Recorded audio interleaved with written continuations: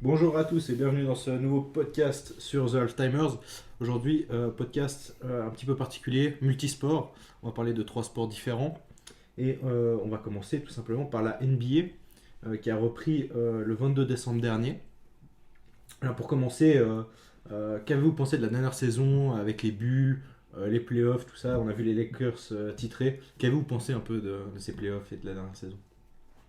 Alors le format bulle, ça a été un format qui a été inédit et qui a été vu dans plusieurs sports nord-américains, notamment la NBA et la NHL. Ça a permis de voir des choses qui n'ont jamais été faites. Il y avait un gros débat autour du titre qui allait être décerné à Disneyland, du coup à Orlando. Pas mal de joueurs pensaient que ça allait être un titre à rabais. Enfin, il y a plusieurs opinions. Certains disaient que ça allait être un titre à rabais. D'autres disaient que ça allait être le titre le plus dur à gagner puisqu'il était dans des nouvelles conditions que personne n'a jamais pu tester auparavant. C'était notamment Yanis qui disait ça. Puis à la fin, il y avait quand même pas mal de surprises dans ces playoffs. Je pense aux Heat notamment, que personne ne voyait aller aussi loin. Les Nuggets aussi ont été très bons, avec un Jokic très bon et un Murray très très bon, qui ont été les deux fers de lance de l'équipe. Et ouais, niveau bulle, pour revenir à la bulle, ouais, je pense que ça a été inédit. Ça a permis de voir comment les joueurs pouvaient jouer sans public. Certains disent que certaines équipes ont été avantagées par le fait qu'il n'y ait pas de public et l'avantage du public. Je sais pas quoi dire. Enfin, c'est difficile en étant vraiment à l'extérieur de savoir si c'est un avantage ou un gros inconvénient. Je pense que chaque joueur aura son opinion. Des joueurs peut-être ont mieux joué parce qu'ils avaient moins de pression, ils n'avaient pas la pression directe du public. Et c'est ça, comme ça que je résumerai cette bulle. Et toi, qu'as-tu pensé des bulles, Raphaël? Moi, je pense que ce soit en NBA ou en NHL, moi je trouve que c'était une très belle adaptation par rapport à la situation. Il y a eu un contexte quand même assez inédit par rapport à la pandémie. Puis je trouve qu'ils ont assez bien réagi en déclarant la bulle, en restant vraiment à l'écart des autres. Puis je pense que c'était la meilleure façon que ce soit en matière d'équipe. Et puis on a vu aussi par rapport au spectacle que ça ne changeait pas forcément de d'habitude, à l'exception bien évidemment du public. Moi, je trouve que c'est plutôt un concept assez intéressant. En tout cas, au niveau de l'équipe, bon, comme l'a dit Timothée, c'est vrai qu'on sait pas trop si c'est un avantage ou pas. Mais typiquement, je pense que si tu te fais sortir premier tour de playoff, franchement, l'ambiance elle doit pas être ouf. Mais par contre, je pense que ça peut renforcer un petit peu le moral de l'équipe. Si tu vas jusqu'au bout, ça peut être une expérience assez incroyable, je pense. Ouais, surtout, t'es que entre équipes, Ouais, quoi. Enfin, c'est ça. t'es qu'avec ton équipe. Mm. Donc, Justement, rien que pour ça, dans plusieurs équipes, quoi. Bon, celles qui ont été évidemment un peu plus loin, ça a créé des liens énormes qui auraient jamais pu être créés autrement. Ouais. Parce que même si tu fais un training camp, t'as pas ce genre d'ambiance et tu restes pas aussi longtemps avec les mêmes coéquipiers tout le temps. Donc pour ça, je pense que ça a vraiment créé des énormes liens pour pas mal d'équipes, notamment celles qui ont été plus loin. on va parler un petit peu des Lakers, donc champions. Honnêtement, il n'y a pas vraiment eu de surprise à ce niveau-là. Enfin, Non. ils ont un peu marché sur tout le monde, je pense que. Ouais. Alors, on attendait soit les Lakers, soit les Clippers. On voulait voir cette finale à l'ouest qui faisait saliver tout le monde. Malheureusement, elle n'est pas arrivée. D'ailleurs, les Clippers. Ouais, les Clippers. Les Clippers, il y a plein de choses à dire là-dessus, mais Éliminés c'est par pas Denver. vraiment. Ouais, éliminé par Denver, avec des grosses stars. Mais il y a aussi aux Clippers, ils font des. Pour Kawhi et Paul George, ils ont des privilèges. Genre, ils peuvent habiter à San Diego et puis faire les 2 heures et demie, je crois, en voiture pour aller à LA à chaque fois. Ce qui normalement n'était pas possible, mais comme c'est deux superstars, ils leur ont laissé le privilège. Je sais pas comment ça se passe dans le groupe, mais les Clippers, moi, je les voyais pas hyper. C'était pas quelque chose qui me faisait fantasmer au début de la saison et ça s'est confirmé.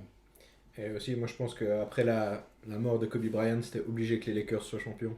Ouais, Enfin, je pense que je voyais pas vraiment LeBron James perdre. clairement. Perdre Ils ce étaient titre, en quoi. mission. Dès que c'est arrivé, tu savais que LeBron était en mission.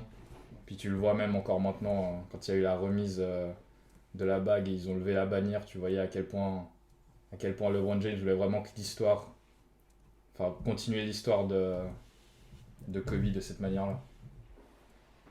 Est-ce que vous avez eu des équipes surprises, un peu des équipes qui vous ont fait plaisir ou à contrario qui vous ont complètement déçu? Vous vous êtes dit, ouais, c'est vraiment pas ouf. Alors, pour les équipes qui m'ont un peu déçu, bon, moi, les Warriors. Bon, je crois que de ce que j'ai compris, ils avaient beaucoup de blessés, donc du coup, ça explique un petit peu la chose. Mais c'est vrai que je crois qu'il y a 2 ans, je sais pas si je dis des bêtises ou pas, mais ils étaient quasi intouchables, je trouve. Puis c'est vrai que ça faisait bizarre, je crois qu'ils ont fini dans les derniers de la ligue là, donc ouais. Le dernier, ouais, totalement. Ouais. Non, non, mais il y a eu, après la finale 2019, Il y a eu le départ de Kevin Durant à Brooklyn, du coup. Klay Thompson, au final, s'est fait les ligaments. Donc, pas de saison pour Klay Thompson. Troisième match de la saison, Stephen Curry qui se pète la main. Donc, fin de saison aussi. Ouais. Donc, c'était pas forcément. Voilà. Après, ils se sont dit, on va tout faire pour avoir un gros choix de draft. Et Clairement, ils ont tanké. ils ont toqué à fond. On va justement en parler un peu plus tard des Warriors, hein, notamment de Klay Thompson. Du coup, pour moi, la surprise, ce serait vraiment le Heat. Parce que personne les attendait aussi bien. Avec l'émergence des rookies comme Kendrick Nunn et Tyler Hero. Nunn, qui est un joueur qui n'a pas été drafté. Tout comme Robinson aussi, il me semble. Donc 2 joueurs, on voit vraiment comment le Heat parvient à recruter de façon intelligente. Et c'est vraiment avec l'émergence de ces joueurs, et puis surtout, on ne peut pas oublier le facteur Bam, qui jouait pas quand il y avait encore Whiteside. Puis on a vraiment pu le voir éclore quand il avait des minutes de titulaire. Et à mon avis, c'est notamment ces facteurs principaux qu'on fait que le Heat a été jusqu'en finale. Il ne faut pas oublier l'arrivée de Iguodala, qui a ramené beaucoup d'expérience, qui n'a pas beaucoup joué. Mais je pense rien que le fait d'avoir dans son équipe, d'avoir dans le vestiaire, ça a vraiment aidé le Heat à aller plus loin. Donc je pense qu'on peut clairement dire que le Heat c'est une surprise. Parce que personne au début des playoffs les voyait aller aussi loin. Personne les voyait quasiment sweep les Bucks et ensuite passer devant Boston. Donc ouais, le Heat la grosse surprise selon moi. Et ouais, justement, on parlait des bulles. Voilà, le Heat, typiquement, je pense que dans l'équipe, ça a très très bien marché. Justement, ça a vraiment créé quelque chose. Tout le contraire des Bucks. Ouais. Qui, je pense que eux, ça a complètement. Enfin, c'est très mal passé. On a vu Antetokounmpo, notamment, je crois que c'était sur Instagram, Ouais. qui s'est désabonné de tous ses coéquipiers et du compte de l'équipe. Enfin, c'est un peu la. Juste ses potes et ses frères, je crois. Voilà, donc c'est un peu la crise. Voilà, les Bucks. Après, il a quand même re-signé. Hein. Voilà, il a re-signé. Bon, l'argent. Voilà. Du coup, les Warriors, t'en as parlé un petit peu avant, Clément. Il y avait pas mal d'espoir, notamment parce qu'ils ont eu le 2e choix de draft. Ils ont repêché très haut. Arrivée de Wiseman, donc. Et là, Klay Thompson reprend l'entraînement. Et là, boum. Nouvelle blessure, plus de talon d'Achille, fin de saison. Ouais. Donc ça aura fait 2 saisons de suite qu'il ne joue pas. Les Warriors qui sont un peu, pour l'instant, mi-figue mi-raisin, c'est 4 victoires, 4 défaites. Juste dans la pré-saison, enfin dans les vidéos qu'on voyait, il avait vraiment l'air en forme, Thompson. Puis ça faisait peur à pas mal de gens et le fait qu'il se reblesse, ça va vraiment faire mal au moral des Warriors. Puis on peut dire que Thompson est en train de faire son meilleur braquage, hein, pas joué 2 saisons et toucher son énorme salaire. Ouais, il venait de re-signer son braquage. gros contrat en plus. Ouais. Mais voilà, après on a vu, du coup ça mettait un peu du temps à se mettre en place, mais sur les derniers matchs il y a quand même beaucoup de mieux. Voilà, Curry qui a mis 62 points l'autre soir, il a mis 30 encore avant. Donc non, ça peut-être des playoffs en tout cas cette année. Ouais. Je pense que c'est l'objectif. Je pense que quand t'es les Warriors, tu vas de toute façon viser ça. Après, avec les joueurs blessés, ça devient compliqué, mais je pense que c'est le minimum qu'il faudra qu'ils visent. Moi je voulais aussi parler de Draymond Green qui quand même a fait l'autre fois un match à 1 point. Enfin, le mec n'a pas tiré du match en fait, il a tiré juste un lancer franc. Il ne l'a pas shooté. Il est devenu plus consultant que joueur, lui, j'ai l'impression. Mais je sais pas ce qu'il est en train de faire, il a un gros contrat aussi, je sais pas. Mais en tout J'ai cas, l'impression que genre il y a une pièce qui fonctionne plus, c'est vraiment un grain de sable avec les blessures et puis genre il n'y a plus rien qui tourne, c'est assez bizarre quand même. ouais, c'est clair. Il y a Curry qui doit essayer de porter l'équipe sur son dos à lui tout seul. On va voir s'il réussit à le faire toute la saison et s'il se blesse pas. Ça va être ça le facteur qui va permettre de voir les Warriors en playoff ou pas selon moi. En tout cas, Wiseman a été très bon. Deuxième choix de draft, il joue très bien pour l'instant. Bon. À voir ce que ça va donner du côté de Golden State. Tu voulais rajouter quelque chose, Clément ? Ouais, tout à fait. Moi, ce qui m'a fait un peu bizarre aussi, c'est, je pense qu'on va en parler, c'est la prise de poids de James Harden. C'est assez fou. Combien de kilos ? Une dizaine de kilos, je crois. Ouais, c'est quelque chose de- Ouais, mais quand tu vois 15-20 kilos, oui. Ouais, C'est bien, ça montre un petit peu un laisser-aller de sa part, peut-être. ouais, Peut-être par rapport à ses envies de départ aussi. ouais, c'est clair.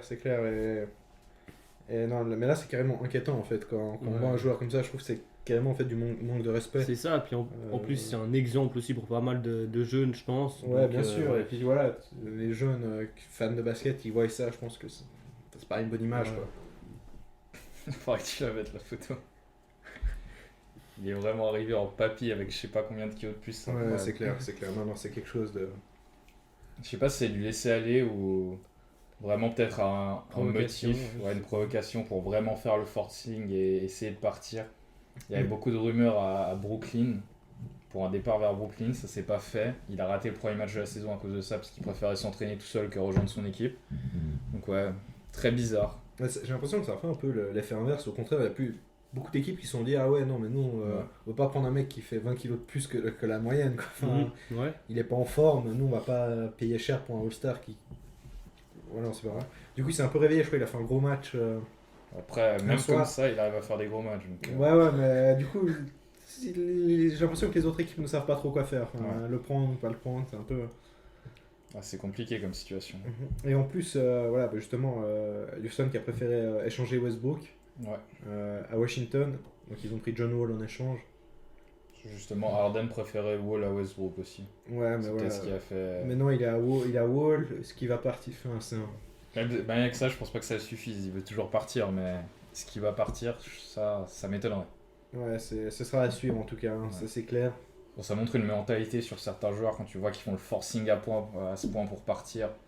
Ça donne pas forcément une bonne image du joueur et je pense pas que ça soit très efficace non plus. Mhm. Ouais, justement, et beaucoup d'équipes. Houston avait demandé du très très gros à Brooklyn. Hein. Ouais.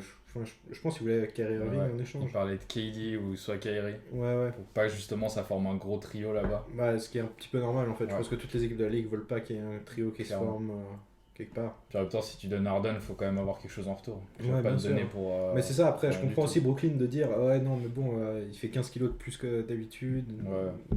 On sait pas trop ce qu'il va faire. Puis de base, c'était pas autour d'Harden que Brooklyn essayait de construire. Ils ont très bien construit pour l'instant avec KD et Kyrie. Je vois pas pourquoi ils essaieraient de complètement changer ça en forçant pour faire venir Harden et perdre une des deux pièces maîtresses et centrales du projet. En tout cas, pour l'instant, le projet de Brooklyn, ça marche plutôt bien. Ouais, clairement. Ça gagne les matchs. Ça- Bah, je crois que c'était le premier match de la saison, ils ont mis 25 points aux Warriors, je crois, quelque chose Ouais. comme ça. Enfin, non, ça a très bien commencé pour Brooklyn. Ce En sera même temps, forcément le à suivre, retour mais qui- avec ces joueurs-là, normalement, il n'y a pas vraiment de Non, souci à c'est- se faire. Ça va être une des puissances de l'Est, ça c'est sûr. Un petit pronostic pour cette prochaine saison à venir, de votre part. Notamment sur le Heat, hein, qui est potentiellement futur champion. Alors, je vais regarder le classement pour voir comment ça se passe à l'Est notamment. Donc pour l'instant, je pense que tu afficheras le classement. Mhm. Mais bon, le classement ne veut pas dire grand-chose pour le moment et tu as notamment pas mal de surprises. Bah, je pense que les favoris, Boston va rester un des favoris. Milwaukee, franchement, je sais pas vraiment trop quoi en penser. Je les vois pas être dans les favoris. Après Brooklyn, s'ils peuvent garder un KD et un Kyrie en forme, ça le fera. Après, moi ce que j'aime bien avec le Heat, c'est qu'il n'y a pas un seul joueur, c'est vraiment un collectif qu'ils ont notamment pu construire grâce à la bulle. Et je pense qu'avec un collectif comme ça, même si tu as un des joueurs qui est blessé, ça posera pas de problème à l'équipe. Moi dans mes favoris, je vois le trio de tête pour moi, enfin je le dis dans le désordre, ce sera Brooklyn, Boston et Miami. Et je vais quand même parler à l'Est de Toronto. Une victoire, 6 défaites. Ouais. C'est quand même grave. Hein, Ça devient alarmant. Ouais, ça devient assez alarmant du côté de Toronto. Et à l'Ouest, est-ce que vous avez des favoris un peu 3 équipes ou 4, 5 comme ça qui pourraient. Bon, on imagine les Lakers et les Clippers du coup. Ouais. On a les Suns qui font un début de saison très très bon. Après, est-ce que ça va tenir sur la durée? Ouais. Il y a Dallas qui met du temps à commencer aussi, tout comme Denver Denver. aussi, ouais. Enfin, tout comme le Heat aussi. On sait que c'est des équipes qui vont être des puissances de leurs conférences respectives, mais ils mettent du temps à démarrer. Ouais, tout à fait. Et ouais, Utah aussi avec le nouveau contrat de Rudy Gobert. Ouais. D'ailleurs, énorme contrat. Pour Ça un, fait pour un joueur beaucoup aussi, parler aussi. joueur aussi défensif, est-ce que ça vaut la peine de signer aussi cher? On a vu chez Kelly O'Neal pas mal revenir là-dessus et se moquer Ouais. de Rudy Gobert et par rapport à ça. Toi, t'en penses quoi, Timo? Moi, je pense que si tu veux le sécuriser et le garder, parce qu'on va pas se mentir, c'est clairement une des figures de la franchise, à mon avis, c'était le prix à payer. Parce que si tu le fais pas, c'est sûr qu'il y a quelqu'un qui va le faire. Donc après, ça dépendait de tes convictions, la conviction que le Jazz avait de le garder ou pas. Mais à mon avis, c'était le prix à payer. Sinon, tu le gardes pas. Ouais, tout à fait. Alors, il a Évidemment, été il- élu Defensive Player of the Year, Oui. mais par contre, voilà, il a 11 points de moyenne, quoi. Donc Ouais. c'est vraiment... il faut compter vraiment sur Donovan Mitchell pour ce qui est de l'attaque, quoi. Ouais, tout à fait. Après, je pense, je sais pas, j'aurais du mal à voir le Jazz sans Gobert quand même. Ça fait tellement d'années qu'il est là, c'est sa seule franchise qu'il a connue en NBA. Il a dit à quel point il tenait aussi à rester avec cette franchise, essayer de finir. Et il disait vraiment le titre, ça aurait de la saveur. Ça aurait beaucoup plus de saveur s'il le ferait avec le Jazz, l'équipe qu'il a drafté, l'équipe qu'il a vu évoluer, qui lui a donné sa chance. Et je pense que c'est cher, certes, mais c'était le prix à payer pour le garder. Avez-vous quelque chose à rajouter par rapport à la NBA? Non, Non, c'est tout bon. tout bon. Alors, merci à vous d'avoir écouté cette petite partie de ce nouveau podcast. On se retrouve bientôt pour un nouveau. Tout à fait. On peut le teaser ou pas? Voilà, vas-y, tease-le, je t'en prie. Je pense que ça va être soit de la NHL, soit de la Formule 1 à voir. En tout cas, merci de regarder encore une fois et abonnez-vous. Activez la cloche. Mettez le petit pouce bleu. Mais n'hésitez pas, hein. Et les pouces Soyons bleus. fous. Allez, ciao. Et commentez votre équipe préférée de NBA. Ah, le référencement.